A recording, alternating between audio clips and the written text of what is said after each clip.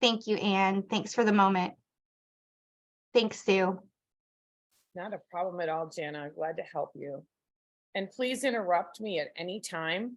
And let Maria know that if I am speaking too fast for the interpreters, to just tell me to slow down because I do talk quickly. And I know that when we're in the midst of translation, that can be challenging. So I want to be respectful of their skill set as well, and so that our families get the information they need. Again, thank you all for being here. I was asked to develop some training materials for parents about how to support brain development in the young child. So we're talking ages 0 to 3 years, 36 months. And it was very important to me to make sure that parents who attend this training, and I'm hoping that you'll share this information with others, that you're aware of some really incredible and powerful resources out there that can assist you in helping develop what I call the building blocks of thinking. So what we're going to be talking about today is how do we understand how the brain works in relationship to what kinds of activities we can do that can help children better develop good core thinking skills, even at the earliest stages of life. And sometimes I think we think that thinking comes with preschool and elementary school, and that we teach you how to think. But the reality is the interactions that parents have with their children in the earliest stages of life actually lay the strong foundation for what will later become skills that they will need to be successful, not only in school, but in life in general. So for me, being able to help you target what can we do with our youngest children is a way to start strong. And if we start strong, we can build strong. I know that a building on a weak foundation doesn't really have a good chance of standing up to a storm. And a building based on a strong foundation can withstand many storms. So our goal is to help you build strong foundations in terms of thinking and cognitive skills that you have, that your children have, that we want to enhance with the ability to teach you how to make that stronger. And that's what this training is about today. So in order to do that, it's really helpful for you to understand how a brain functions, and more importantly, to look at that brain functioning in light of how it develops, because the two go hand in hand. All the trainings that we do have a number of themes that are involved. And what we talk about is coming from an asset-based approach, meaning we want you to look at your child, to look at your family system, to look at yourself as an individual, and come from this place of positivity, of resilience, of strength, right? And we want to honor that positive aspect of life. And that also goes true for our children, especially our children with disabilities. And the reason I say that is because most agencies and organizations are going to ask you to identify your child's needs, to look at their weaknesses and areas where they struggle, and to document, quote unquote, the disability or disabilities. I believe the reality is we can do a good job of that paperwork and we can identify those needs. But if we don't balance it with what we see as still available skills that we can use to kind of shore up and to help bring some of those weaknesses to become strengths, we're going to lose sight of what's really important. And what's really important is what assets remain. What are the things that your child can do, likes to do, is motivated to do, is willing to do, wants to try? When we look to those areas of functioning, we get a better idea of how to deal with the areas of need and weakness. If we don't capitalize on the assets, we're going to continue to struggle to look at the child solely in light of the disability, and that's not who our children are. I am the parent of a son who had a traumatic brain injury at 2.5 years old. He's now 36. Actually was just over at his house last night. And I have gotten to walk this journey with Kathy and with Anne as we've watched our children develop and grow up with disabilities over the years. And so I've lived in your shoes. I still live in your shoes because I have a son with a disability as a 36-year-old. His disability, he didn't grow out of it. And he has learned to try to adapt. And part of that is by focusing on the things that he does well, the things that are easy for him, the things that he can commit to learning about. And that hasn't changed since the time he was an infant and a toddler. The next piece is to just understand that we're coming from a place where we understand that people experience trauma, especially our children. Right now, children growing up in a COVID world is such a different experience what we have grown up in. And we have to really recognize and honor the reality that COVID has changed a lot of things. And for our youngest children, ages 0 to 3, their whole existence has been within this 36, 38 months of our COVID experience, pandemic, and COVID response.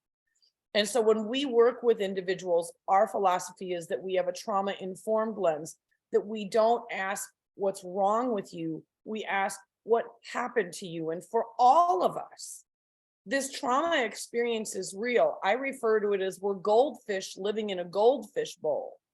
And if you ask us, what does water feel like? We really don't know. The same is true for the trauma we're living in within the pandemic. And we have to honor that it has changed life globally for all of us. And it has made a difference in our perspective and our reality. And that sometimes can involve grief. Many of us grieve. Can't we just go back to a normal pre-pandemic life? Like, why can't we get back to normal? And part of the reality is because our life has been altered and changed as a result of a global pandemic and our response to it. So understanding grief, understanding that when we're dealing with disabilities, we may have missed milestones. And grief is a real process that rolls around and it comes again. And there are challenges when the disability of our child becomes a new awareness of something they can or they can't do. Maybe it's an inability to form early friendships. By the time you get to junior high and high school, things like missed proms and no dates become very, very painful for moms and dads. Not just the fact that your child may not have this kind of natural experience in school, but the fact that they're somehow isolated and on the outside of and not getting that experience that we know can be very beneficial. So we look at this world of disability, understanding assets, realizing reality of trauma, and ultimately being responsive and using grief as a way to understand people's responses to all these issues. You add to that the reality that in the future we may be dealing with mental health concerns, and you can never underestimate that in terms of children who are growing up with disabilities. We call it comorbidity, meaning two things happening at the same time. So I have a disability and I may develop a mental health concern because of how I'm reacting to and experiencing my disability. We have to remember the reality that this is part of what it is like to live in the world of disability, the world that I live in, the world that you live in, that we have to be cognizant that our children may need more mental health services and supports than the average child who's out there walking around. Although I will say, with all children in the pandemic, we know the mental health issues are skyrocketing. So it isn't just about disability. It's about where we are right now in 2023. And lastly, this other theme that we believe is really critical is how do you connect with others? The fact that you're all here today, the fact that you bring your life experiences here, the fact that you are committed to wanting to learn more about your children and you want to connect with agencies that can connect you with supports, it's the connecting that really supports the efforts and can change things when we can start talking to others and realize we are not alone in this experience. I think that was one of the most beneficial things I learned as a parent of a special needs child was I wasn't alone. Other people were dealing with these issues. Other people were struggling. Other people were experiencing joy and successes as well. And having those mixes of positive and negative experiences, that contrast, let me know that I wasn't alone. I wasn't going to have to face this on my own, right? And that connectedness, that ability to come here and be part of something bigger and to share your experience is really, really critical. So I want to thank you and honor you for being here today and just understand this is the philosophy that I come from, This is a philosophy of my organization. It's the philosophy that we bring to the work that we do. So is there anything in the chat, Kathy, or comments or anything before I move on to objectives? No, Sue, nothing yet. Awesome. So here we are, and this is what we hope to accomplish in the next 90 minutes. And it's a lot. So you need to put your speed thinking caps on. Just put them on and be ready, because we're going to have a lot to cover. We're going to talk about basic functions of the brain, what parts of your brain are involved in various activities. 2, we're going to talk about the importance of sensory experiences and why your job in the 0 to 3 age range is to create optimal and continuing ongoing sensory experiences for your children, because of what it does in terms of developing strong networks in the brain. We're then going to talk about these really important skills called executive functions. We refer to them as EF.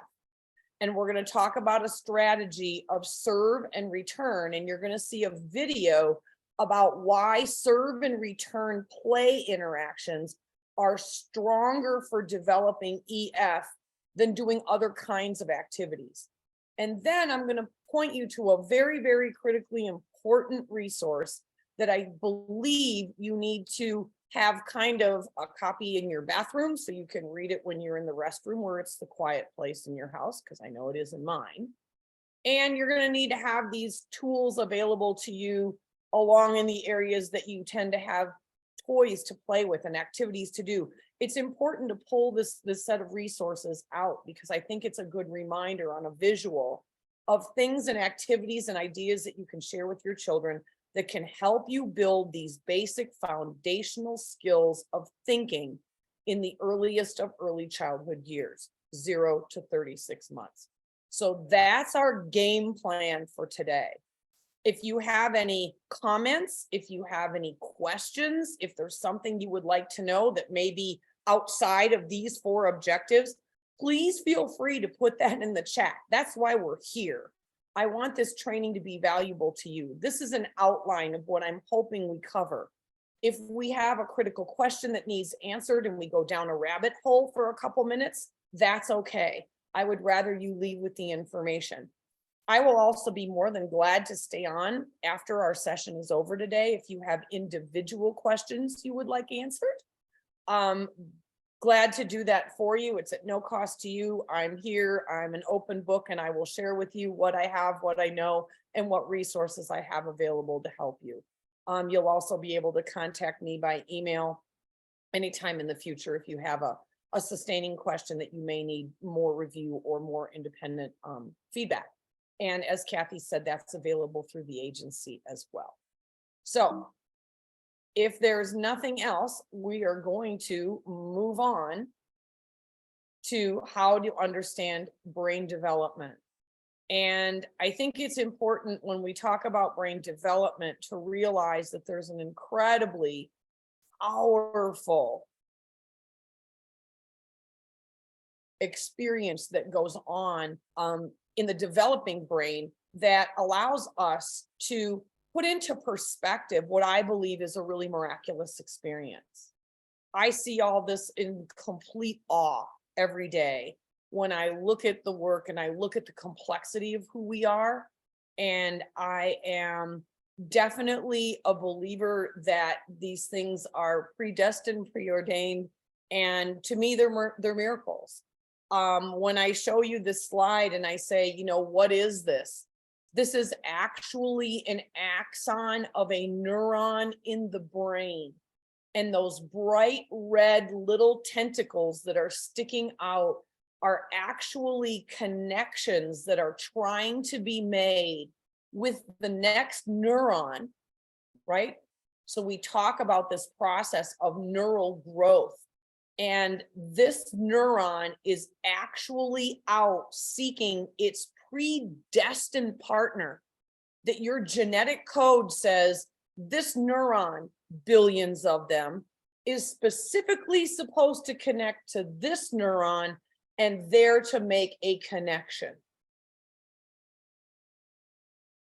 It sounds incredibly simple, but when you look in the landscape of billions of neurons, these stem cell precursors that are doing this activity that know where to go and know where to grow is an incredibly mind-boggling, complex task to be able to come up with what ultimately will be a brain. The same is true for the rest of your nervous system. The same is true for the rest of your body. How we develop from the time of conception is preordained by our DNA, right? It's our genetic code. And it will change and develop over time. But what happens from the time of conception through birth and from birth through 5 is the most dynamic, changing process that happens on this planet. And it's the part of who we are as being human. And we create these connections with these neurons in a way that allows us to create networks that become super highways of information in the brain. And if you look down at the bottom of this slide, what you're going to see is infants and toddlers, the amount of calories that they take in that goes just for brain development and brain activity. 2/3 of what they consume goes specifically to activities of the brain, growth or function. By the time you're an adult at our age, it's about 14%. But when you're talking infants, 0 to 12 months, you're talking toddlers, 12 to 18, 24 months. You have to understand the incredible need for good hydration, good nutrition, and lots of quality sensory experiences, which is why we're here today. So you can also see why we talk about child abuse and neglect going together, because not only is it about abusive behaviors, physical, social, emotional, verbal abuse, right? Isolation, the things that people do that are horrible strategies of how to interact with other human beings, let alone children. We have abusive behaviors. What we also have over here is this huge piece of neglect. If we're not getting proper sensory experiences, if we're not getting our nutritional needs met, if we don't have adequate hydration and oxygen and a safe place to live, that's the neglect part that has a huge impact on brain development. And you can see from this slide why. At 63%, 2/3 of what we feed infants goes to brain development.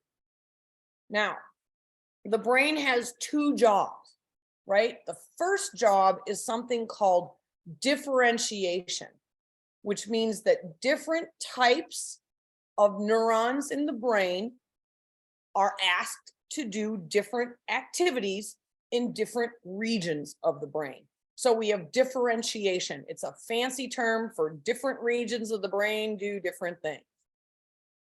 We also have integration, where those very, very different parts of the brain become integrated with one another and create communication with one another. They bind together and they create what are called neural networks.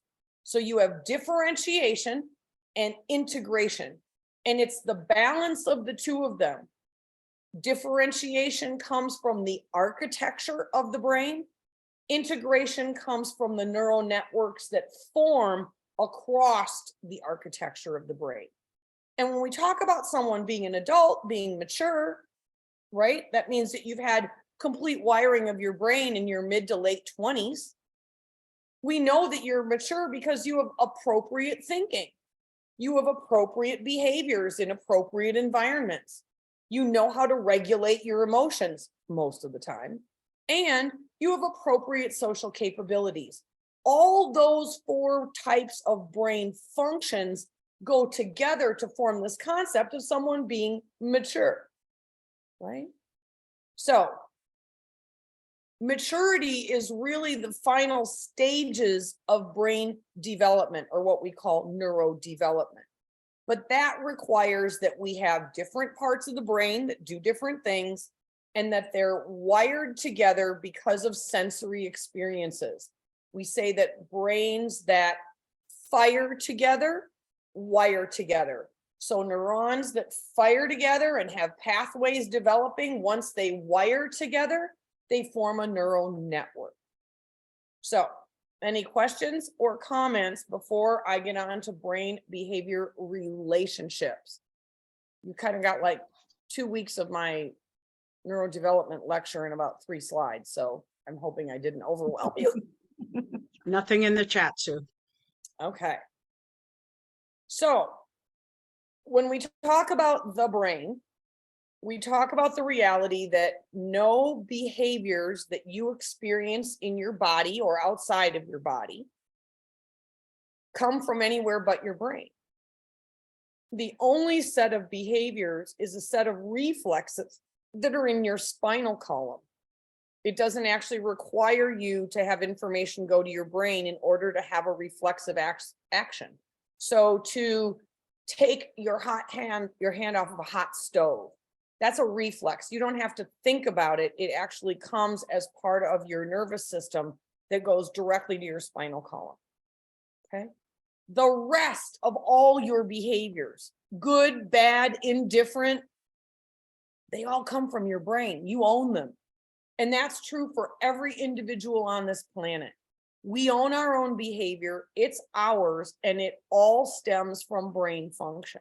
So I'm going to kind of walk around the differentiated parts of the brain. So think different parts do different things. And then we're going to talk about these networks that connect these very different colored parts in this diagram in a way that allows for appropriate or inappropriate behavior. Okay. So we're going to start at the top up here, the motor strip. That part of your brain, the dark orange part, let me pull up my little cursor here. The dark orange part is actually the back of your frontal lobe, and that dark purple band is the front of your parietal lobe. And the two of them together are wedded with a series of networks that allows you to do very complex activities like stand up, get out of a chair, walk to the door and open the door. That's what we call a complex motor movement or a complex motor plan. The fact that you do volitional behaviors, things that are under your control, maybe you run a lathe at work, maybe you're building engines, maybe you are running your Instapot at home and you're making a big pot of rice in your kitchen. All those abilities for you to string together a bunch of behaviors that allow you to do very complex tasks, very much in light with what we call complex volitional movement. There's a lot of fine motor, gross motor activities that happen and allow you to do that. It all comes from this part of your brain. The good part about your motor strip is it doesn't get hurt very often. It's at the top of your brain, and very few of us land on our heads, which is a good thing because we can use the motor strip. And I'm going to say this to you as parents, use motor movement. We can use the motor strip to help rewire the brain because it's one of the few regions that doesn't get injured very often and is available to us to use for different kinds of therapies and different kinds of play activities to help build these building blocks of thinking. So think motor movement. Think about the things that you do motorically with your child to help develop brain function, whether it's touching their right hand to their left foot and their left hand to their right foot, whether it's tickling on the tummy and giving really, really close hugs, right? And those good comfy squeezes. All of those are stimulating this motor strip part of the brain and helping it to form the networks that it needs to make throughout the rest of the brain. Now, second region is called the parietal lobe. In the parietal lobe, we see a lot of activity related to the senses. We call the parietal lobe your kinesthetic center. And the important part about the parietal lobe is that it allows us to process the feeling senses. So thinking taste, touch, smell, right? Those are really critical skills going on over here. We also have an opportunity to be able to add to that. It is the part of your brain that monitors pain both in your head, pressure, as well as pain in the rest of your body. So the parietal lobe is the place where we get your pain center. Add to that, there is a really important set of skills that we don't talk very much about when we teach people about your senses. You have 5 senses. You have taste, touch, smell, vision, and hearing. There's a lot of other senses that go on in the body as well. And they include the ability to monitor pain and this thing called interoception. What do you think the word interoception means? You can throw that into the chat. Does anybody know what it means to be interoceptive?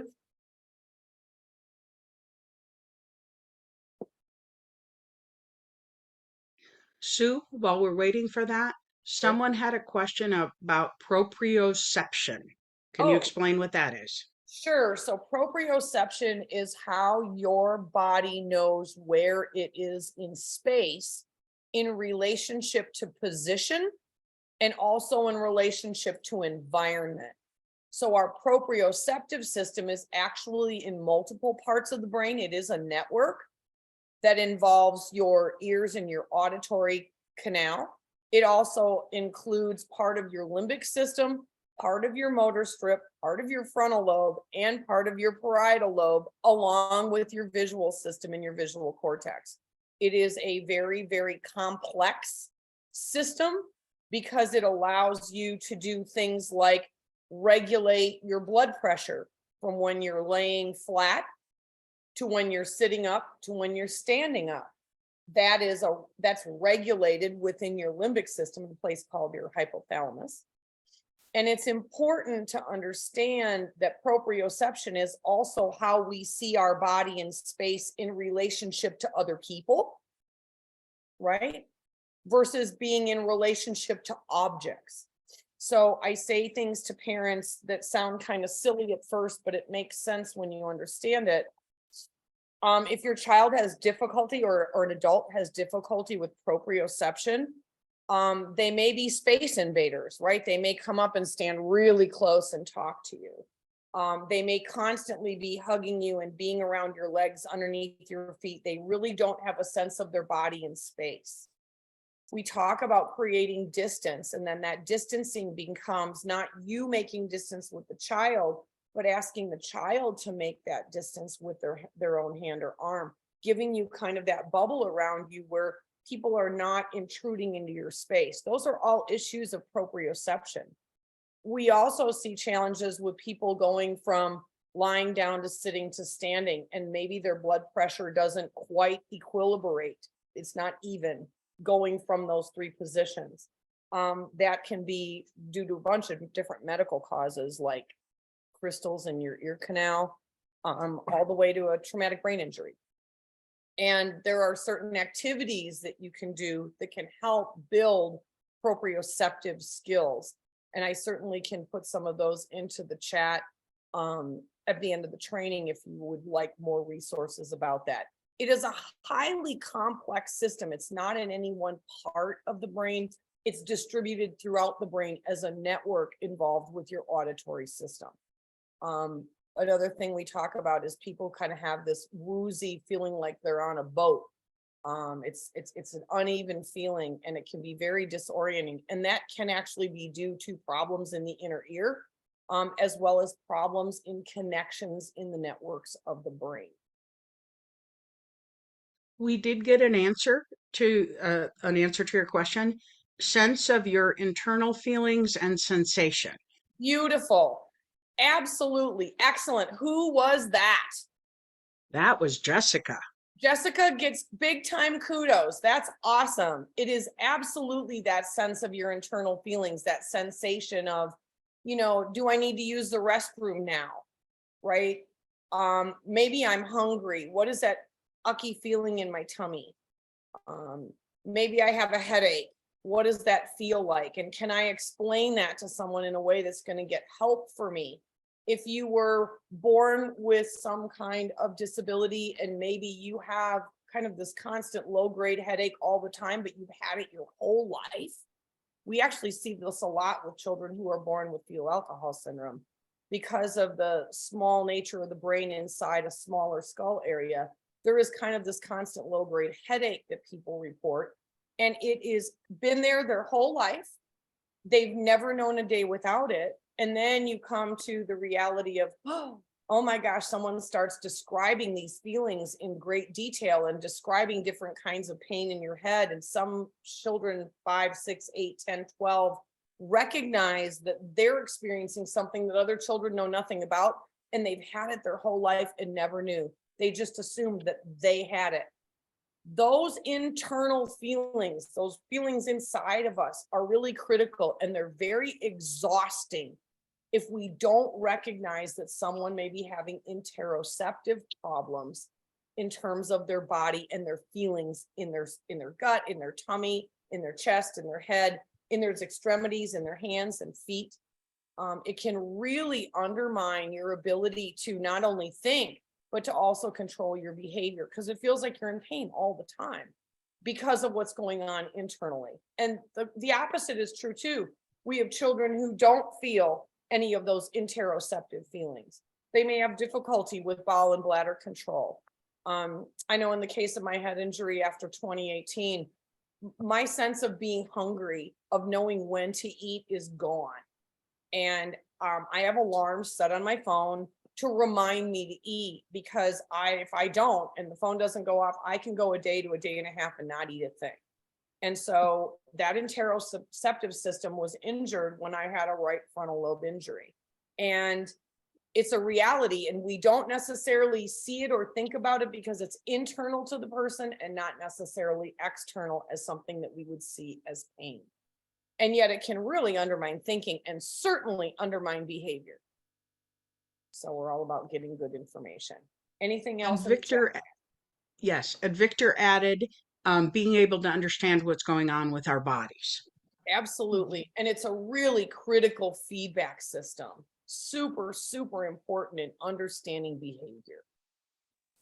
When we move to the limbic system is a set of many different components. And we could do a whole training just on the limbic system for 2 hours.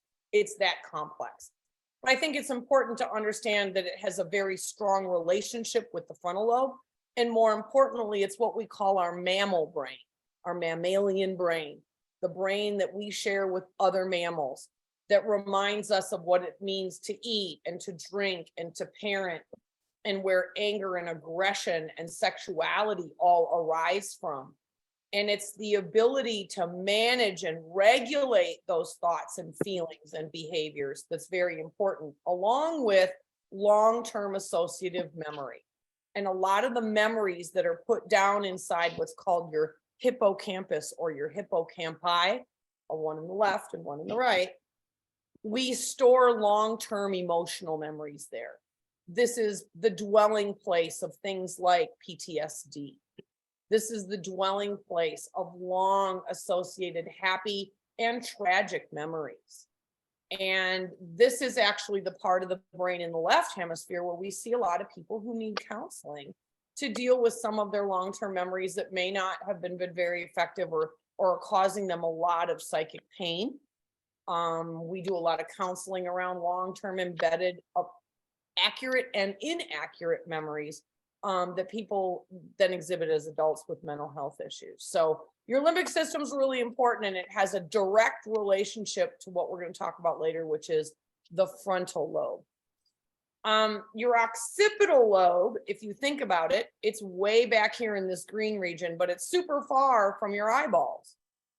And the neurons that stem from your eyeballs have to go all the way past the optic chiasm. Half of them crisscross in the middle, and then they go out to the various regions of the occipital lobe to be evaluated and to determine what information is coming in.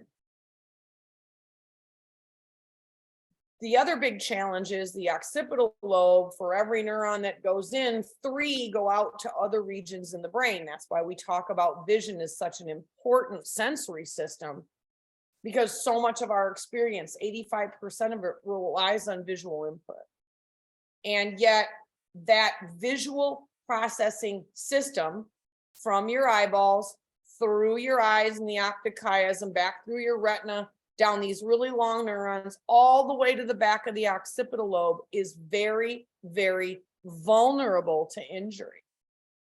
Shaking, car accidents, right? These are really, really long neurons, and they're very, very vulnerable. We see a lot of children who present with unidentified, undiagnosed visual processing problems, not acuity, not the ability to be able to see the E's on the Snellen chart.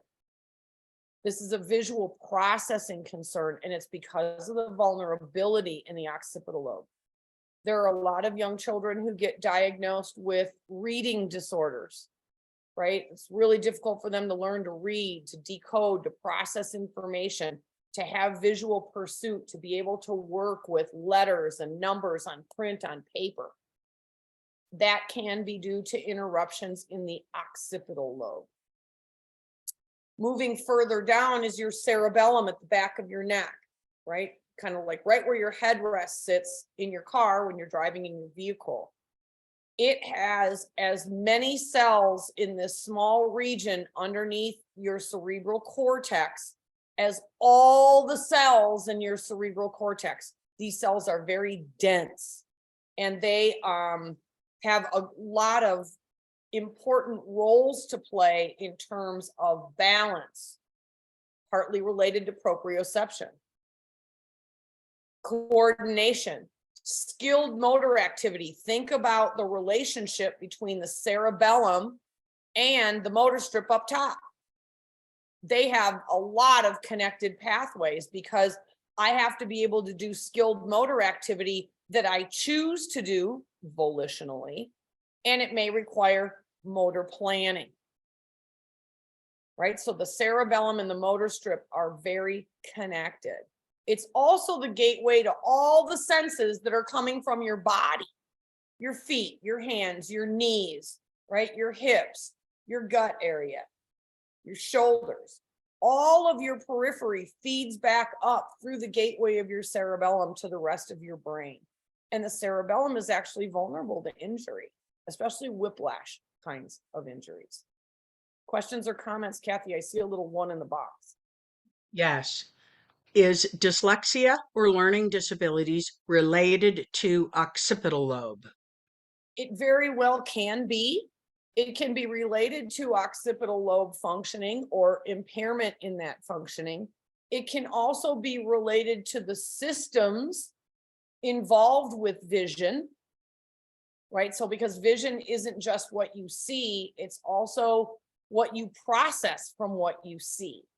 And therein may be part of the underlying challenge with a learning disability. So it isn't just that your eyes can see, but your brain processes that visual information and then allows you to do something with it, right?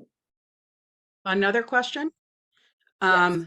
In the cerebellum, is this where vestibular senses are connected? Yes. And they're connected to multiple parts and multiple regions of the brain. Great question. Okay, moving onward, if nothing else, let's talk about, if I can get my cursor over to the clicker thing, the brainstem. This is your alive alert center. We talk about the ability for you to have consciousness. Most of you, I hope, had a good cup of coffee or a Diet Coke or your beverage of choice that got you up and going this morning. Maybe it was a glass of orange juice and milk if you're a healthy person. At any rate, we hope to say that, you know, everybody here is online, they're alert, they're conscious. But I think one of the most critical pieces of the brainstem that people don't speak much about is the ability for the brainstem to monitor and manage sleep and wake functioning. And if you think about newborns, they really struggle with sleep-wake cycles. They struggle with getting on our daytime, nighttime clock. It's some of the most exhausting months for new parents, right? For all of you who remember being new parents or are currently new parents. we're sitting here and looking at, wow, you know, this child is down 2 hours, they're up an hour, then they go back to sleep for another 2 hours, and then they're up and fussy for a while. And that inability to have that long extended sleep at night is because they came from a very dark, closed in environment, right? There was no real day and nighttime. There may have been activity day and nighttime, but the auditory processing that went on in utero is mom's heartbeat goes on 24 hours a day. Mom's breathing goes on 24 hours a day. Gut sounds happen throughout the day and night. There isn't a sense of AM and PM when you're in utero. Right? So all of a sudden you come to a world of lights and noise and sound and people, movement and everything. It's not surprising babies have challenges with sleep and wake functioning, but it's also one of the most vulnerable parts of the brain for disrupting sleep when you've had a brain injury. And I think that's kind of a really critical thing to address as well, is a lot of children struggle developmentally, not just because of their disability, but because of interrupted sleep where they don't get restoration. And that's why we're big recommenders of getting sleep studies with children, especially if you are not into good sleeping patterns by the time you're 2, 3, 4 years old. You're never too young to get a sleep study. And if you are not getting restorative sleep for children, at least 9 to 10 hours a day, 13 to 14, if you're talking the first 12 months, you're going to be seeing behaviors that do not look normal, because we need restorative sleep. And without it, all bets are off. And so I'm a huge proponent of sleep, and more sleep, not just to sleep, but to get good quality sleep. I'm sure there's many of you on this call right now that did not get a good 7 or 8 hours last night. I won't ask you to raise your hands, but do understand that there is no such thing as sleep deficit. You can't get lousy sleep on Friday night and expect to catch up on Saturday night. Sleep doesn't work that way. We think it does, but the reality is it does. So for children, sleep is critical. Moving on to these large yellow regions, we have auditory processing, receptive language, how we take in what other people say and what we see and sounds from the environment. We also have sequencing, and short-term memory is stored in your temporal lobes. Now, the temporal lobes have a very close and bonded relationship with the final region of the brain called the frontal lobe. Note, it's in the front. Great name. Well named, unlike some of the other names that are kind of bizarre. This one makes sense. The frontal lobe is in the front of the brain, and it's responsible for a lot of really, really important functions. I want you to read down that list, and I'm going to ask you a couple questions, and I want you to put an answer into the chat. Okay.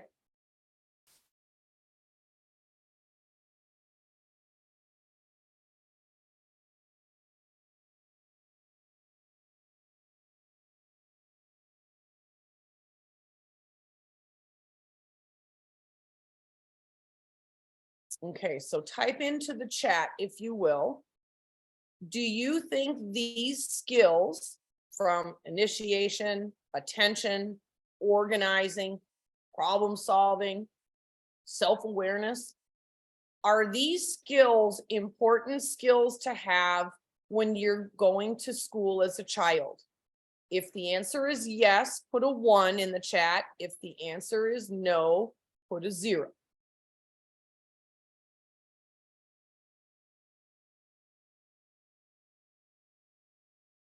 Everybody's putting 1, Sue. Okay, so there we go. So everybody's already agreeing that these skills that we have in the frontal lobe, these building blocks and higher order thinking skills, are critical for success in school. What about when you get out of school and you want to get a job? Are these skills important for getting a job and keeping a job? 1s or 0s?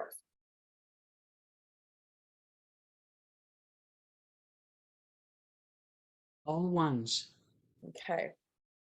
Lastly, Are these important skills to have in order to have healthy human relationships?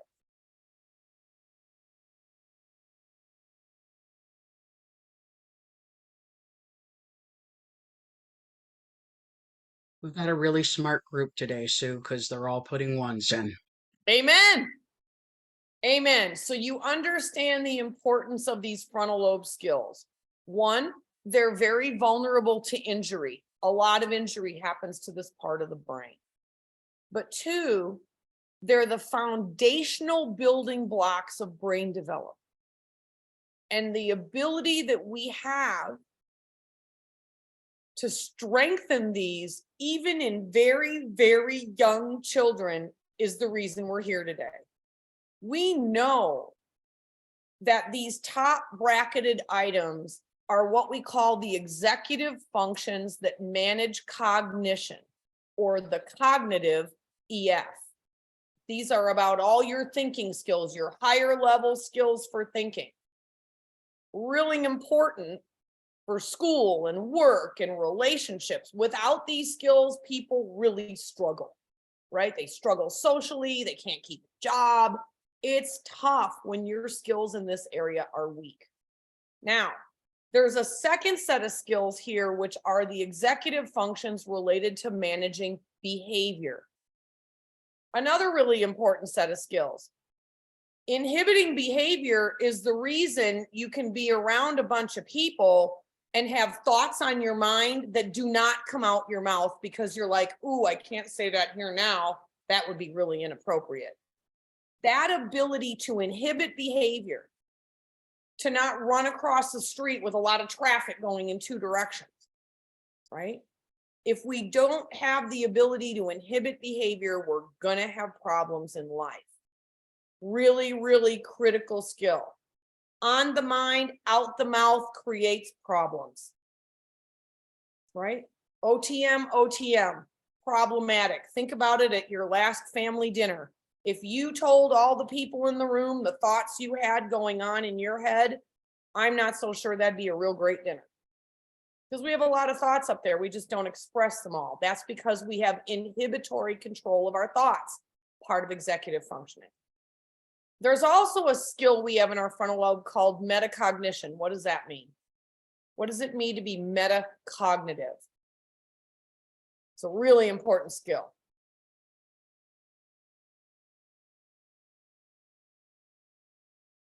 What is metacognition? Thinking about thinking. Beautiful. It's our ability to think about our own thinking, to analyze our beliefs, our values, our fears, how we think, how we solve problems, right? It's that really high level ability to believe and think about our own thinking. It is actually a very, very human function. And then we have working memory, the ability to store and utilize information quickly, to be able to do quick, quick math in your head. What's 2 + 7?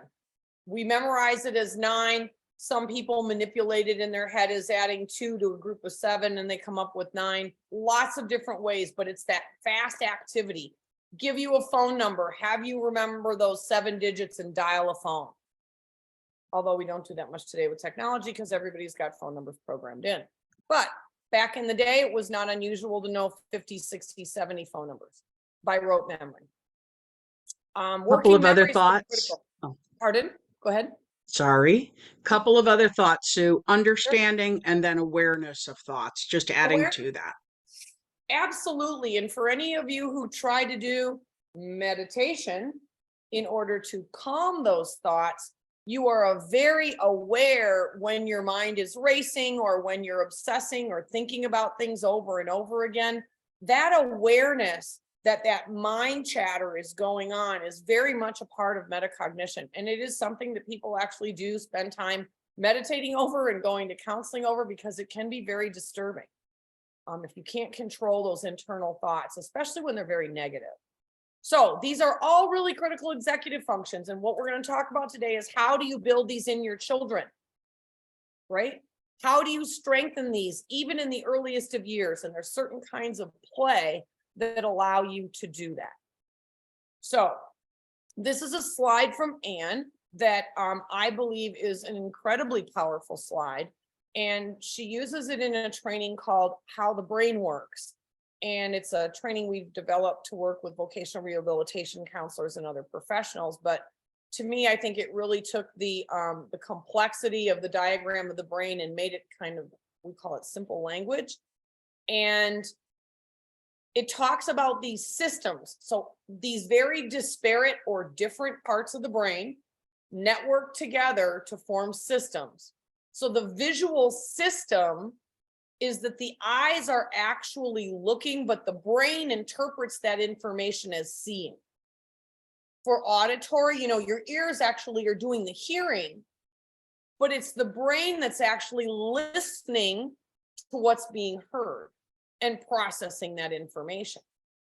Our ability to put meaning to things, right, is when I hear things and then I attach my knowledge and my information and my experience to it to actually understand what's being heard. And then from the kinesthetic perspective, taste, touch, smell, our brain is actually interpreting those sensory information sets coming in and doing something with them in a way that allows us to see this as a sensory process and have feedback. Really, really important to understand that these are not regions, but they're actually systems that cross multiple regions of the brain. Any questions or comments? Not at this time. Okay. So let's spend a little time with our favorite friend, Dr. Dan. If you have not spent any time with Dr. Dan Siegel, I would highly encourage you to do so. He is a pediatric neuropsychiatrist. He is the director now of the Mindsight Institute, which is his personal institute. And he has written numerous books on topics for parents about neurodevelopment, neurobiology, and the developing brain of your child. He's got books out like Whole Child Discipline. There's a beautiful book on adolescence called, I'm going to blank, Brainstorm. Brainstorm. It's about the development of the adolescent brain. But I want to flip out to a YouTube video so that you can see your hand brain model and you can use it to talk to your children about what's going on in their brain.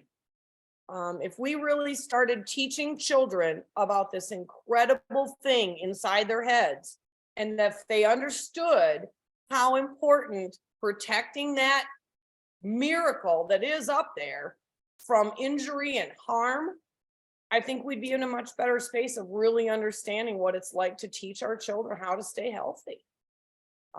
So let me quick flip out of here and let me go over to here so that we can have our time with Dan.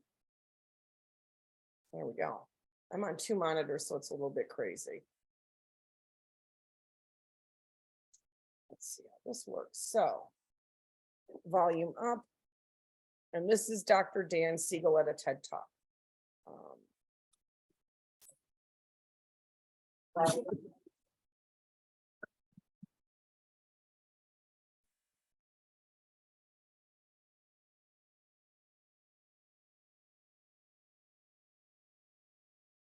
Thank you.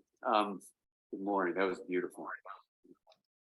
Right before Fred Rogers died, his team had actually contacted me to try to present the case for why television should keep at the pace of Mr. Rogers' Neighborhood. And so we were about to plan that whole thing and then passed away. But it was an amazing thing to think about the generation of people that have learned to understand their feelings, to make them mentionable and manageable. What I'm going to talk to you about today is about how schools can combine with technology in the way of promoting self-regulation. So I'm going to do this with no slides, but with one model of the brain. So if you reach under your chairs and glued underneath there, you'll find if you reach in there, pull out your hand and take your hand model there, and put your thumb in the middle and put your fingers over the top. And this is a very, my daughter never wants me to say this, but a handy model of the brain. And it's oriented like this. Now we're going to talk about the connection among three things. We're going to talk about this brain that's in your head that has the face over here and has the top of the brain, the lower parts of the brain. The part of the brain connected to the whole body comes through the spinal cord, in addition to some other ways. And so this brain sits in your body. We're talking about the brain and the body. We're going to also talk about the mind, which is different from the brain. And we're going to talk about the mind and its connection to the brain and the body. And then we're talking about a third thing, which is we're going to talk about relationships. So those three things are what we're going to cover today. We're talking about relationships, the mind, and the brain. Now, when you really think about this for a while, you can come up with some fascinating ways where you can understand how, for example, Mr. Rogers' television show, experienced by a young child within a family setting, could actually promote something called self-regulation. And so we're going to have to talk about what is regulation. And we're going to even have to address the question of what is the self. So for me, whenever we use a word, we need to make sure we understand what we mean by it so we have a shared understanding and we do something about it. So how did Mr. Rogers create the experience where kids can learn that feelings are mentionable and they're manageable? How did he do that? Well, when you think about how he did it, you come up with this really fundamental way that schools, in fact, can embrace the wisdom that Mr. Rogers had for all of us and teach not only reading, writing, arithmetic, very important 3 R's, but another 3 R's I'm going to suggest to you, which are the core of my talk, which is reflection, first extra R, the next R, and the third one is resilience. Because when you build a certain kind of approach to reflection, kids actually develop the capacity to mention their feelings and to then be able to manage them. Exactly what Mr. Rogers said we ought to be able to do. And that's the basis of emotional intelligence, actually. And it's the basis, as you'll see in a moment, of social intelligence, because when you understand your own feelings and learn to manage them, you actually can understand other people. Helen Hansel was able to win any competition she took part in. She was known as the contest queen because she had won 7 trips to Paris, boats. Actually incredible. Sorry about So this reflective ability is something schools can teach. That's the next R. What about relationships? Well, we're going to see that this brain we're going to get into in a moment has the capacity to make relationships work really well, and people actually thrive and feel good about themselves and good about others. So you develop kindness and compassion toward yourself, really an important place to start, and kindness and compassion toward others.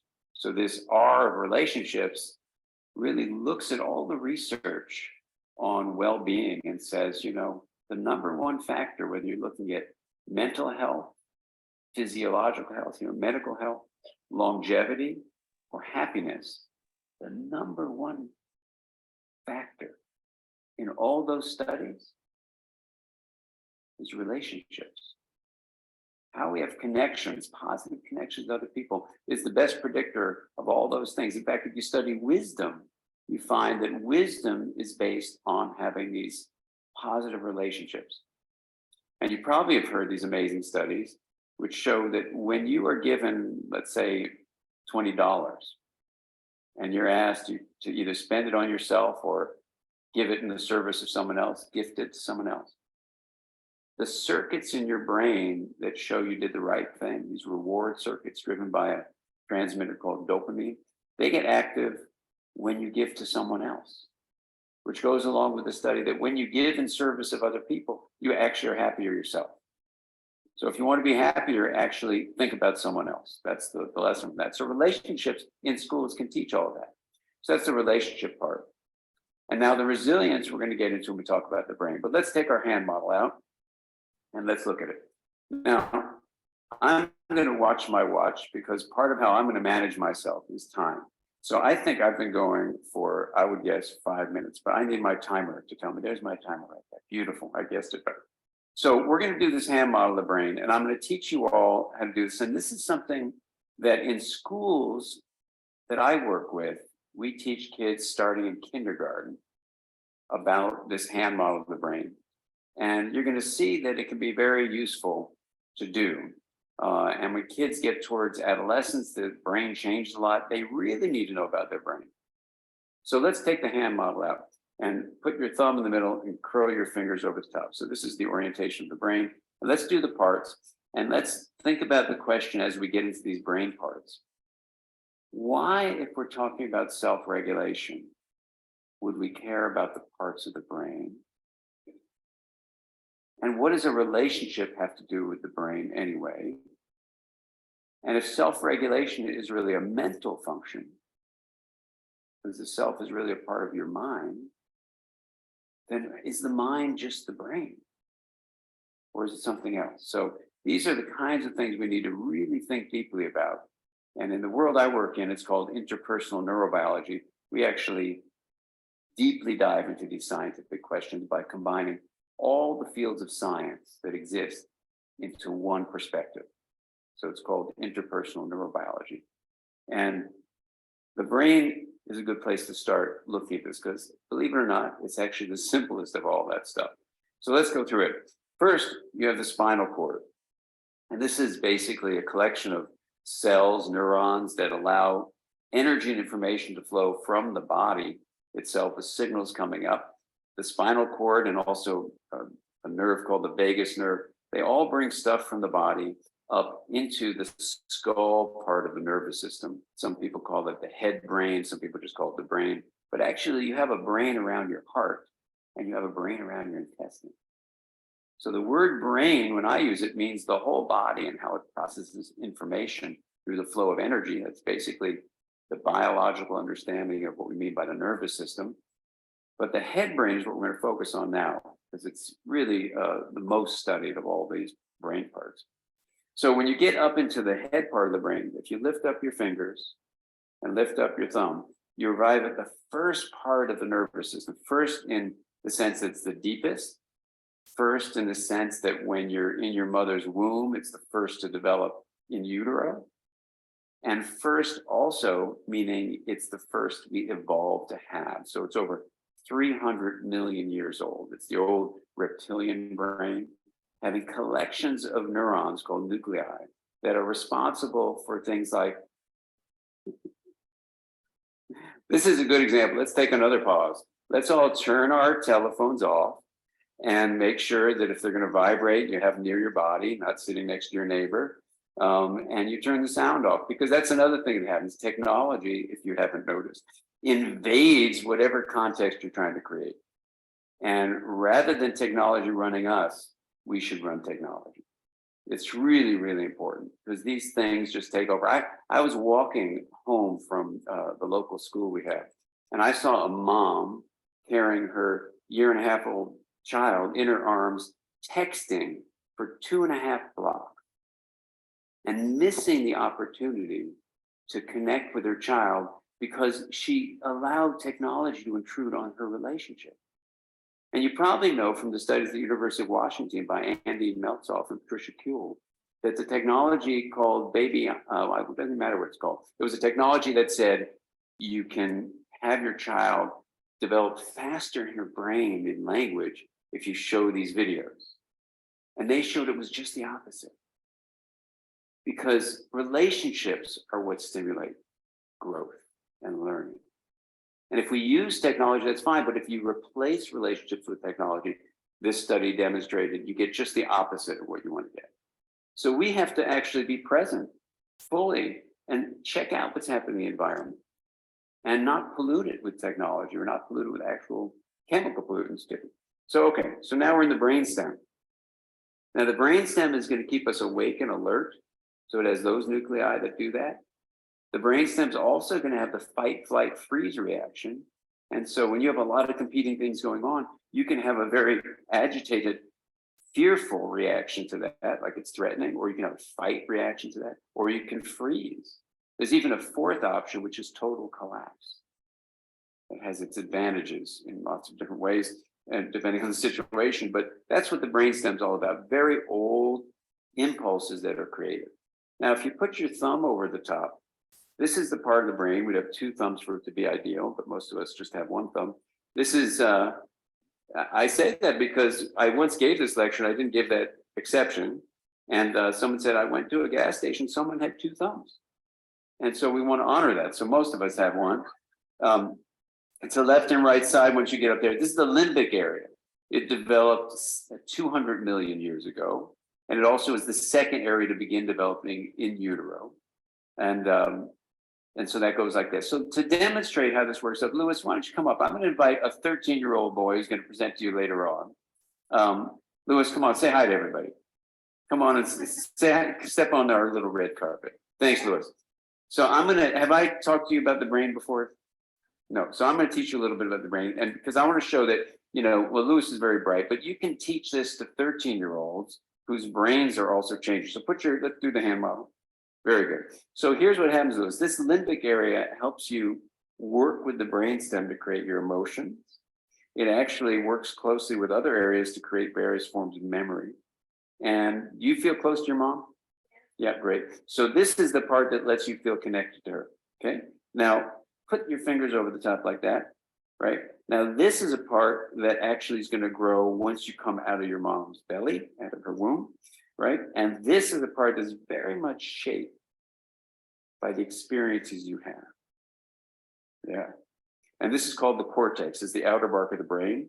So back here, turn your head sideways. We use a demo right there. So this is the back part of the brain like that. And so the back part of your brain in general represents the outside world. There's all sorts of layers to it that makes maps of the outside world. Very good.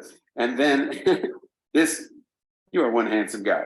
So this front part of the brain here is called your frontal cortex. It allows you to think and reflect. And so when we talk about reflections, this is the part of the brain that actually lets you be able to manage and mention your emotion. Isn't that cool?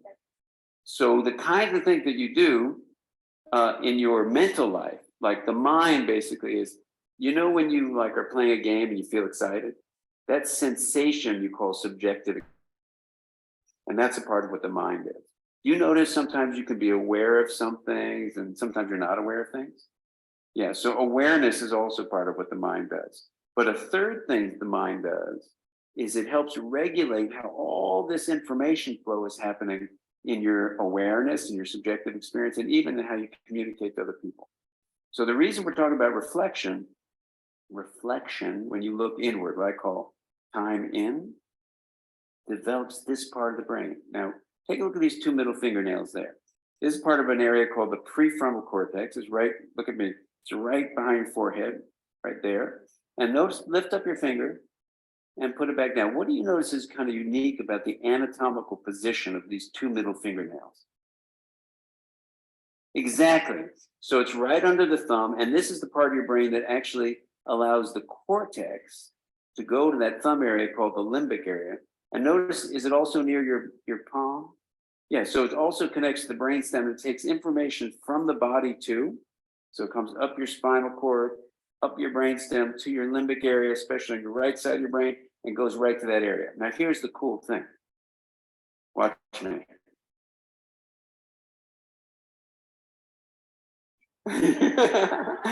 Now, what did you feel when I was doing that? Sad. Very good. Excellent. Then happy because we were goofing, right? Yeah. Right. So the sad thing, this part of the brain actually lets you pick up what's going on inside of my nervous system. Isn't that amazing? So we have a relationship because I'm going to send energy to you. And this part of the brain right there, which is right here behind your forehead, it's going to take in what's going on in me. It takes in what's going on in your body, like your heart, your intestines. It takes in what's going on in your brainstem, your limbic area, and what goes on throughout your whole cortex. And it takes these separate things and it pulls them together. Now, you know what the word we use for taking separate stuff and putting it together? Integration. So here's what this area does. It integrates everything. It integrates your body, your brainstem, your limbic area, your cortex, and even your relationships with other people. So when you reflect on things and you have relationships where like two people honor each other and then care about each other with connections and communication, we call that an integrated relationship. Here's the amazing take-home message for you and for everybody. When you have reflection and you have relationships that are caring and connecting, you actually stimulate the growth of the integrated fibers in the brain. And these are the fibers that allow you to have resilience. And so the key to this whole thing is, I know you have been experiencing video games, right? And you've learned, you watch this, this part of the brain allows you to be regulating your impulses. Does that sound familiar? Controlling your impulses. It allows you to do that. It allows you to actually be aware of your feelings. It allows you to be aware of other people's feelings and understand them. It allows you to actually be moral, think about what's good for everyone, including the planet. It allows you to actually have intuition. It allows you to know where you've been in the past, where you are right now, where you're going in the future. And it allows you to tune in other people. That you get by reflecting on the inner world, being able to mention and manage your feelings. It allows you to develop it when you have relationships that are supportive, like the teachers and parents. And it allows you to develop all this so you're resilient. So here's what I say about schools. You know, there's a policy that they say no child left behind. I say we should have a policy where you have reflection, relationship, and resilience. So it's no prefrontal cortex left behind. How's that sound? There you go. Good. Thank you very much. Thank you so much. You are so cool.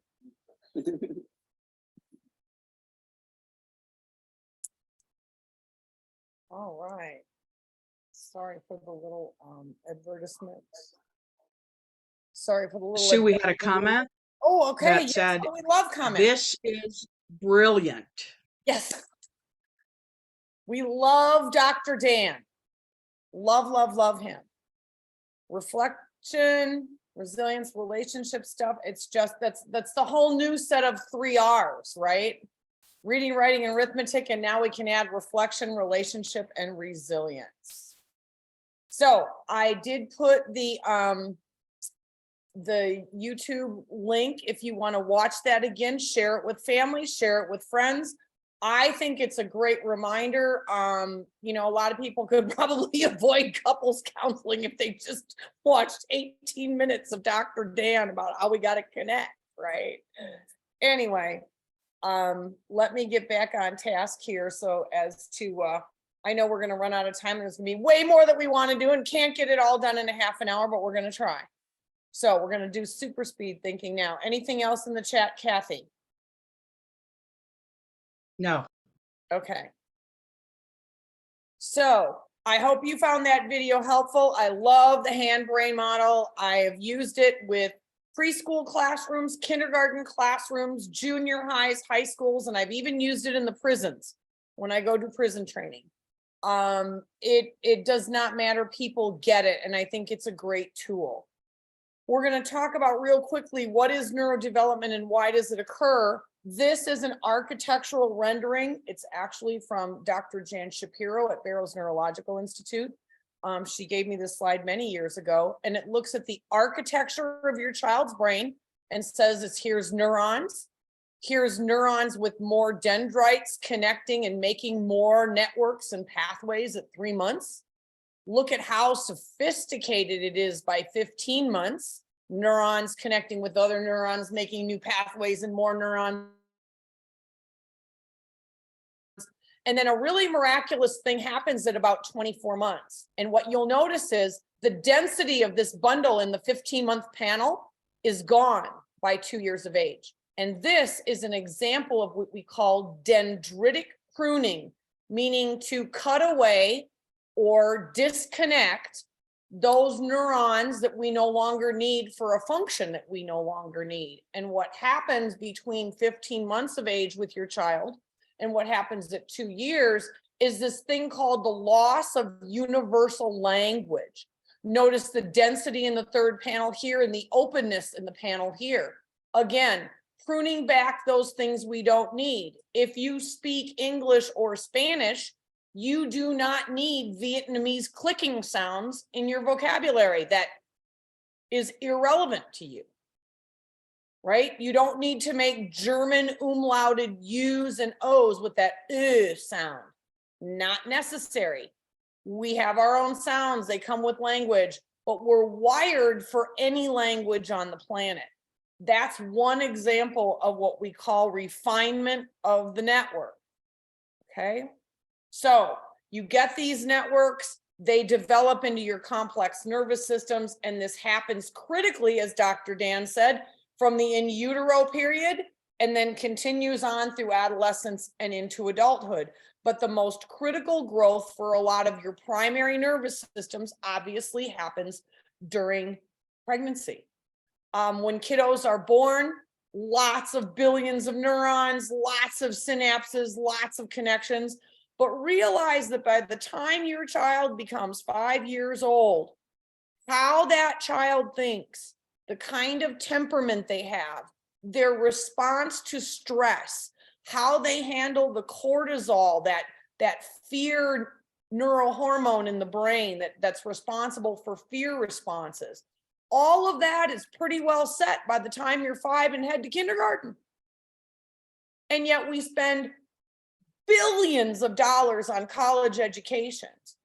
And the place where the biggest amount of development needs to happen, does happen, and is least funded is 0 to 5, along with primary care and pregnancy support. So we've kind of got the education system backwards.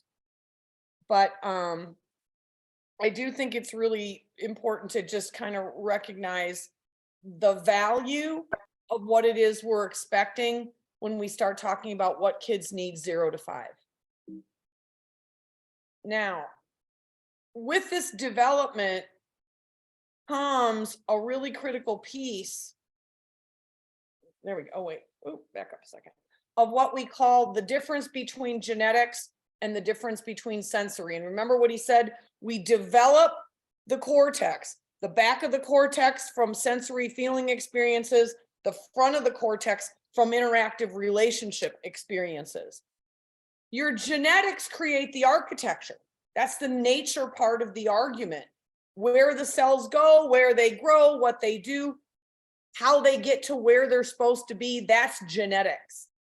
But the connections, the wiredness, the ability to form these networks comes from the experiences that we offer. Okay? So that synaptic plasticity, that ability to make a connection or to get rid of a connection that we're not using, is the nurture part. And you have to have a balance of both. So what happens later in life if we disconnect things, if the network is not there or it's no longer available? Maybe you have an injury as a child, like my son did, left frontal temporal lobe injury, problems with vision and acuity. What happens if the connections that you need later aren't available because the wires didn't get connected? What's going to happen?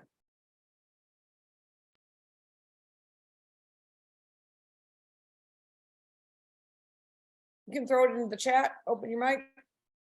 What's going to happen? You had neurons, they got interrupted from an injury and they're no longer available. And now other neurons want to go and connect and they can't. What do we see happen in terms of behavior? What do we see happen in terms of life and living? Developmental delays. Excellent. Lose the skills and quality of life declines. It can, absolutely. Struggling. There's definitely a struggle, especially if you don't understand how your brain works. Disruption in daily function. So challenges with activities of daily living and relationships. And regression in skills. Brilliant. So as other children are developing naturally and normally without interruption, A child who may have experienced an early interruption of neurodevelopment may not grow along that same trajectory. And the gap in growth is what we really identify as being that identified disability. Excellent, really great answers. So you're on the wavelength, right? And we understand the critical importance of how this stuff in the frontal lobe develops. We start with 0 to 3. The job of all parents is to have children with enough consistency in their environment that they learn what cause and effect relationships are. They learn if A, then B. If I do these behaviors, then there will be these consequences, both positive and negative, right? It's that consistency. We have a bedtime routine. It starts at 7 o'clock. We start working, taking, and you literally have a routine to go to sleep. That consistency creates solid foundations for cause and effect relationships.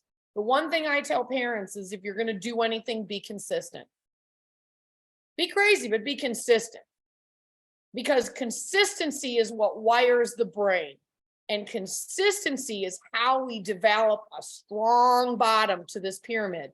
Notice in this example, the pyramid's all crazy because if we don't get 0 to 3 solid, we're going to struggle with regulating our thinking and emotions and behavior.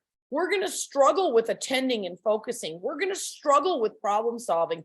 And we're certainly going to struggle with judgment, reasoning, and discernment, all because we couldn't get the 0 to 3 stuff done. This is very much a hierarchical model. And if you disrupt that foundation, kiddos struggle. We're supposed to have language acquisition 0 to 3. We're refining those sensory skills. I've become very egocentric. I've learned that I'm different from my mother. I'm different from my father. I'm different from my caregivers. I'm different from others. That's healthy egocentrism, right? I also understand that there is no understanding of time. There isn't a past. There isn't a future. There's just the now. And if you think back in your own childhood and you visualize, it was a long time between holidays. For those of you who may have celebrated Easter bunnies and then we celebrate, in Christian thought and philosophy, we celebrate Christmas, and other religions have other spiritual days that are honored. There's big gaps between that and your birthday. And in childhood, those gaps seem really long because there's no understanding of time. As we get older and older, we begin to understand time more. And then as you get to be my age, time becomes a fleeting thing. Funny that they call time a constant in science. Now, if you interrupt any of that pyramid of development, you are going to have the potential to have brain development altered, brain development interrupted, or brain development completely halted in that area or region. And what you are learning at the time of injury and insult is what can remain kind of like an Achilles heel. It can be a very, very challenging area, that weakness that you can carry into adulthood. So for example, my son struggles with emotional regulation when confronted with something that he's not aware of is coming. So for example, if you need to have a tough feelings conversation with him, or you're trying to give him some feedback about a behavior, the first thing he does is he emotionally erupts. And he starts yelling, I don't understand why you're saying these things to me. This is so much blah, blah, blah. And it'll be a string of profanity in there, right? And he's 36 years old. And then you allow him this time to kind of spout off like a whale. And you say, are you ready to come back now and have a conversation? Part of the reason that emotional response comes up, still as an adult, has to do with the disconnection of the neurobiology of his frontal left temporal lobe from his childhood injury. We've come to understand the behavior. All of us know enough that it's going to be anywhere from 90 seconds to 3 to 4 minutes for him to have this eruption. We've learned to deal with it. We've tried cause to pause. We've tried signaling. We've tried directing. And then this is a case where the people in his life have had to learn how to live with the dysregulation of his disability, right? Because it was interrupted early, that part of the brain never developed, and this is how he reacts. And no amount of cognitive behavioral therapy, no amount of vision therapy, no amount of art therapy, no amount of any of that changed this visceral, emotional vagus nerve response, because there's a disconnection that happened in his brain early on. When you interrupt brain development, you also have to understand, as someone said earlier, I love the description of regression in skills. For many of our kiddos, it isn't necessarily a regression. It can be, but what we see is they don't develop at the same pace as their peers, and the gap becomes larger. And as they grow older, the disability can actually become more obvious than it was when they were younger. And that's definitely true for children who were injured 0 to 3, or even injured in utero, maybe due to toxic substances, trauma due to domestic violence. We see pregnancies that involve negative experiences to the fetus can have these long-term consequences as well, because there's a lot of brain development going on there. So understand that a lot of our children actually grow into their deficit. They may have a hidden disability for a number of years, and it becomes more and more apparent as they cannot reach age-appropriate milestones. This is definitely classic for children exposed in utero to drugs and alcohol, especially alcohol. Fetal alcohol syndrome has a lot of these really delayed growing into deficit disabilities later on. And the key here for all of us is monitor, monitor, monitor. Observe, observe, observe. Document, document, document. Know our children. We are those running videotapes of their lives, and be able to describe these things to the professionals that we interact with. What can happen if you get a serious injury or a disease process or an illness? And don't forget, things like chemotherapy in young children can very much disrupt development of the brain. Don't underestimate the impact of negative family household environments. A lot of screaming and yelling and bad human dynamics can have significant implications for the development of that brain, right?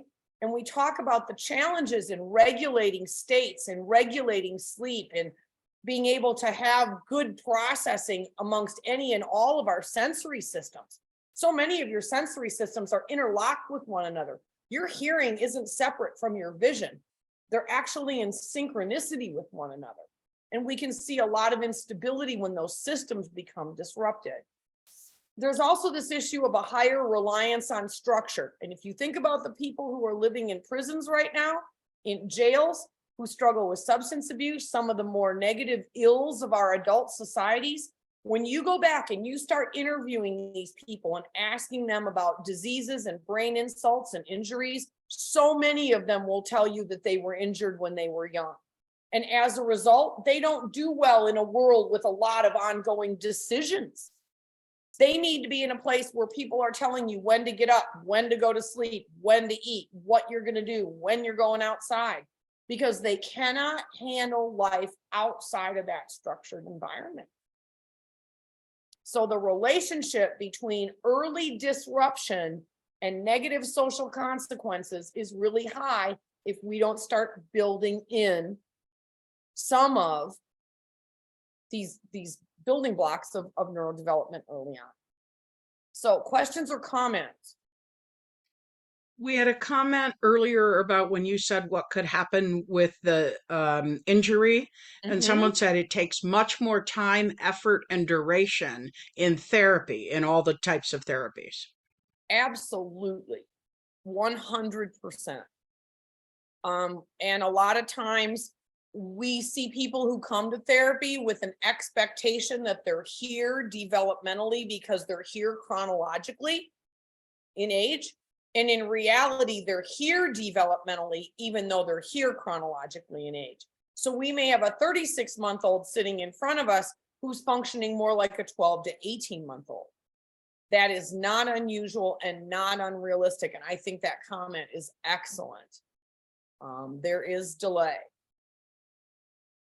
So we talk about executive functions in terms of the big ones. I call them planning, focus, self-control, awareness, and flexibility. That part of the frontal lobe where we talked about managing thinking and managing behaviors. It can be brought into 5 kind of bigger categories, but I do think they capture most of it. And that's related to these 5. I want to show you a really quick video. It's short, it's only about 5 minutes, but I think it's important because it's going to open you up to a resource that you're going to utilize heavily as you do this work with your children. And it is from the Center for the Developing Child at Harvard. And Kathy, if you could put the name of the organization and the link to their overall website in the chat, I think it would be very helpful for for parents. And I'll queue up this video quickly. Do.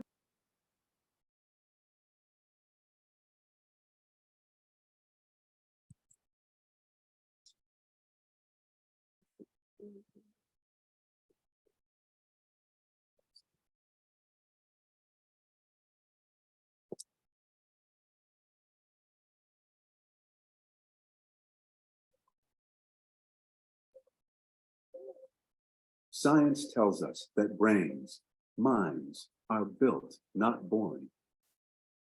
And at the center of this dynamic architecture are a set of skills called executive function and self-regulation. Children's self-regulation and executive function are key ingredients in their lifetime performance. It's not just about learning language or learning numbers or learning colors. We have to be able to work effectively with others, with distractions, with multiple demands.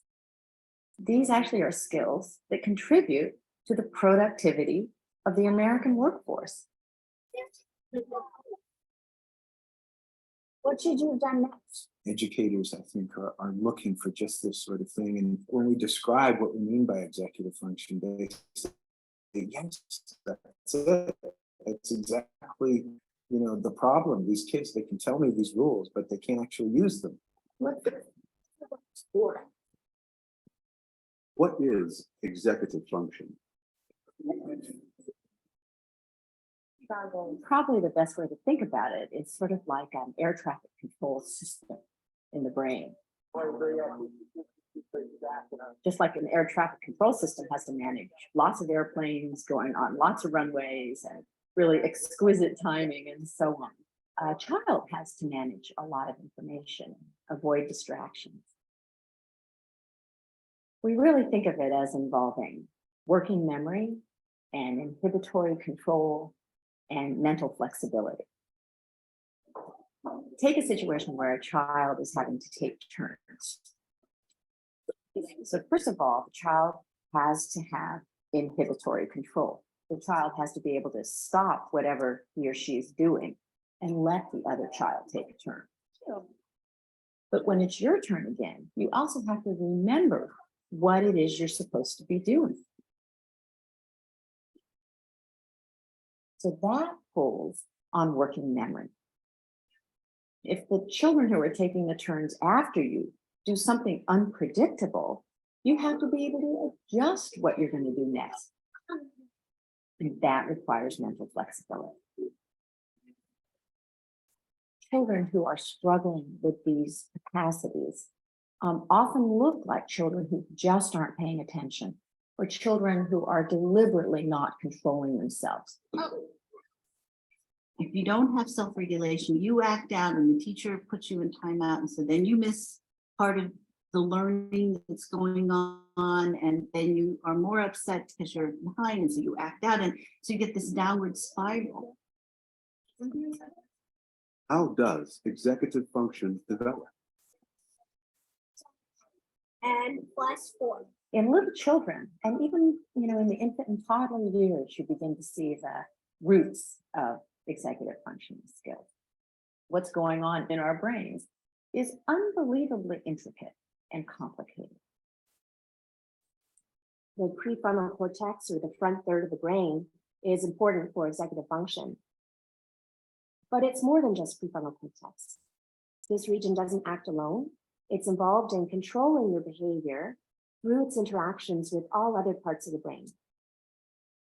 The brain goes from a situation where you've got nearest neurons communicating very strongly with each other and ignoring the rest of the brain to these widespread networks that are connecting these different areas.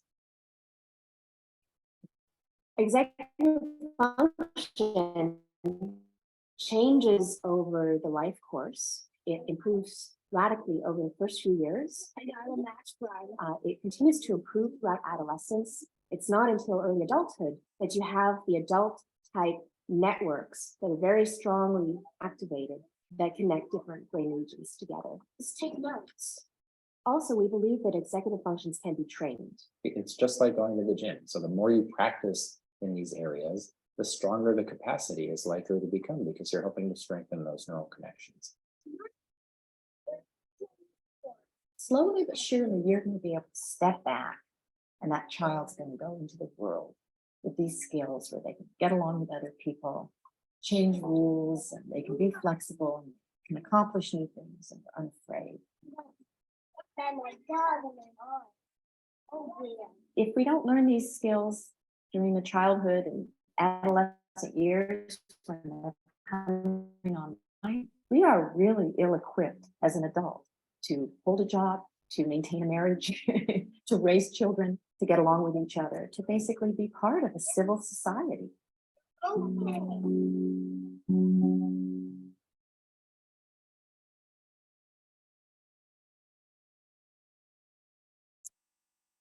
And that is the In Brief series, and one of the wonderful tools that is available from Harvard. And I want to share with you, kind of fast forward a second to one of the tools that I just put into the chat that ultimately, as I know we're kind of running out of time and I want to make sure that I get you what you need. This tool that I put into the chat is this document right here called Enhancing and Practicing Executive Function Skills with Children from Infancy to Adolescence. And as you scroll through the document, there are links to the video that you just saw, and we talk about working memory, inhibitory control, and cognitive flexibility. But in addition, you'll notice that, and this is what I think is really critical for having these kinds of tools available to you to understand the why. We can talk about why it's important to do patty cake, baker's man. But here's the why it works. And I love this tool because it says it creates predictable rhymes that end with a stimulating yet expected surprise. They're well loved. Infants exercise working memory as they develop familiarity with the rhyme and practice anticipating a surprise, inhibiting their anticipatory reactions while managing high levels of stimulation. So you can begin to see how such a simple game actually has an incredibly important part of developing two different regions of executive functioning. In addition, when we're playing patty cake, we're using a lot of integrated motor function in a way for looking at those games we play with children. Remember what Dr. Dan said, put down the technology and pick up the child. Children in laps, playing games, physical contact, building relationships, feedback. All of that is important and critical for developing minds in developing brains. And I want you to know that the tool is here. You can download it direct from the chat along with this PowerPoint. I did post that again in the chat. There are several additional slides around this issue of architecture and resilience. I hope that you go back and actually listen to the Dr. Dan video again. I think it's really critical. There is such a foundation, not only for brain development, but actually a foundation for lifelong health. If we have brains that are healthy and we start from young, we have a much better chance at having brains that remain healthy in childhood and adolescence and take us well into adulthood. That handout actually has games that are developed for babies, for older infants, and then it breaks the toddler ages up into 12 to 18, 18 to 24, and 24 to 36. Those are developmental ages. Those are not chronological ages. So when you look at the developmental age of the child in relationship to chronology, there may not be a match. So to any of the professionals who are on this webinar, recognize that building these executive functions and teaching these skills to parents will require determining the level at which the child is at, because we always figure out developmentally, where are you? And then we match that activity and we match that brain function to that age group, and we begin the play there. So it's always regress to where we are and move forward. I can't offer skills when I don't have a match to developmental level. So for my developmental specialists on here, really critical. Sue, I Yes. just wanted to say, if you need to run over afternoon, feel free to do that. If some of you have to leave at noon, that's fine too. What I'm going to put in the chat is a link to a survey. We get lots of funding to be able to put this on, and our funders would like to know, did you enjoy it? Was it helpful, and that kind of thing. So while Sue keeps talking, please click on that link and fill that out for us. We'd really appreciate that. Thank you. Thanks, Kathy. And yeah, I'm glad to stay on. I'm glad to answer questions. I have nothing planned until 1 p.m. So I'm good to go for however long you need me. Just to kind of wrap it up though, in the last few minutes, how do parents support children's executive functionings besides play? What else do parents do? Talk to me.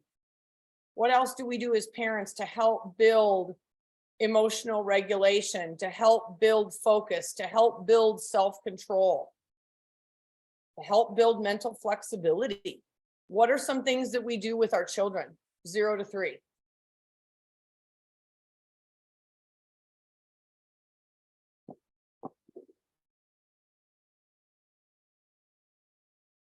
Give our children choices, use co-regulation.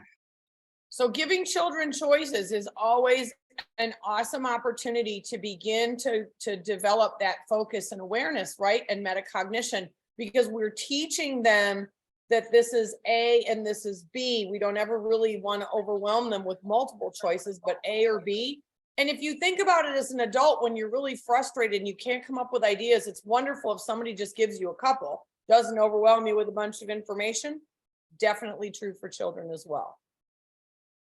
Excellent. Constantly talking to our baby, labeling things, objects, emotions, that kind of thing. Absolutely. Teach mindfulness. Absolutely. And think about labeling in your environment. I tell parents a lot, and I also do it when I do evaluations of quality childcare centers. Make sure that you have things organized the way that you want them. You take photos of them and you add the printed description to what it is. If there's a space for toys, organize it, show the child what you want it to look like, and create that literacy environment that goes with building those organizational skills for pickup from play, right? Grand example. I love that. Whoever said label items and objects. The other one I And really we have love. quality, Go I'm ahead. sorry, quality hydration, nutrition, and sensory experiences as well. 100%, because if I don't have that, I don't have the basics of a brain that's going to be able to function, let alone grow and build. Very cool. This has been fantastic. I'm sure I spent way too much time talking, but we'll see. Any other things that we do to help support children's executive functioning?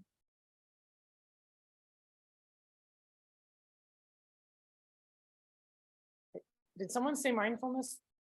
I heard Kathy. Yes, someone did say mindfulness. Absolutely. And we can teach mindfulness strategies to children very young, right? We don't necessarily need you to be school age to learn to do mindfulness. We can do mindfulness with a 2-year-old, which is just sit cross-legged and just sit and breathe and look at one another eye to eye, make that contact, be calm, model calm.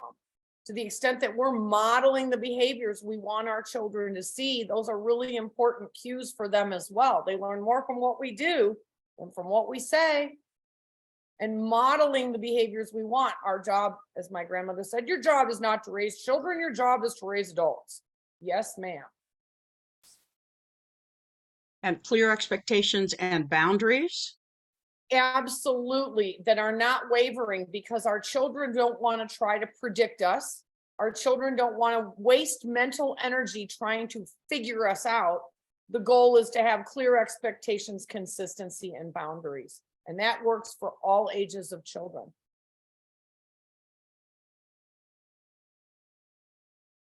Anything else you would like to add? I know I want to be respectful of people's time, but as I said, we can stay on and continue the conversation.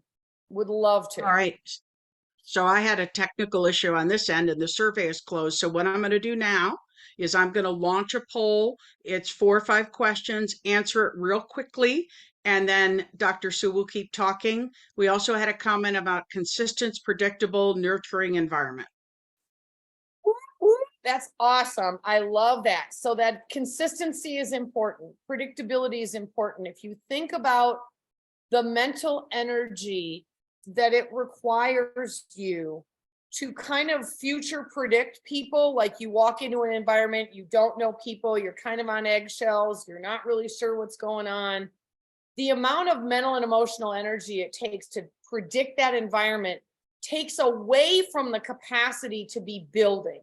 So our job is to be consistent, to be predictable, so that we don't have to have children wasting mental energy, always trying to figure out us or the environment. And I love the nurturing part.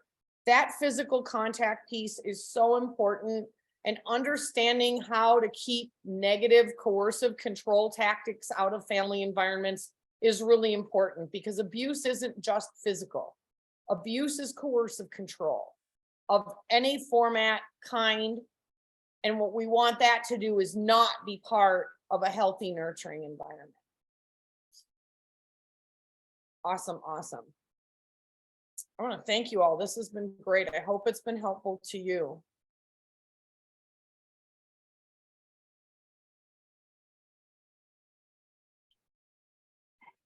It's fabulous as always. You're so sweet.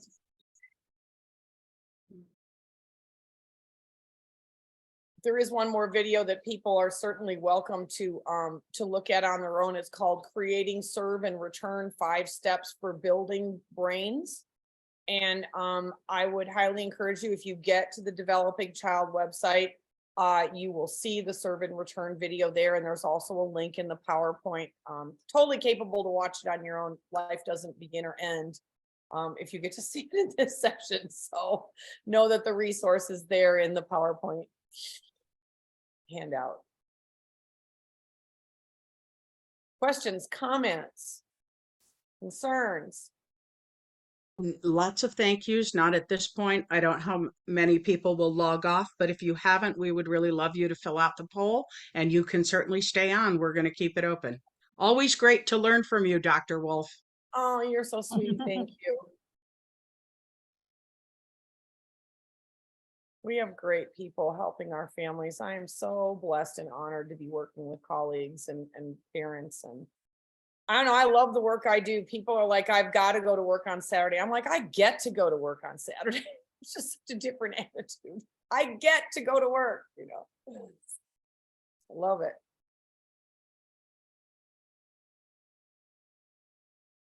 Get to go to work. Tons and tons of thank yous, and they're still filling out the poll. If you want to keep going, Dr. Wolf, please feel free. Cool.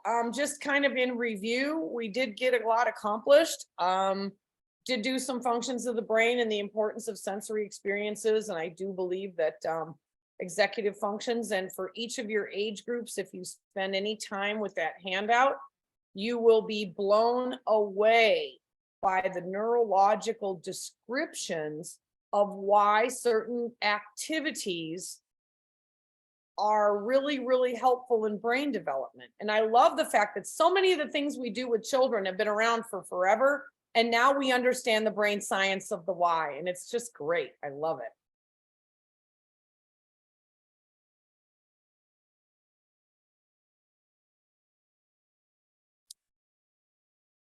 And I will certainly, take back information.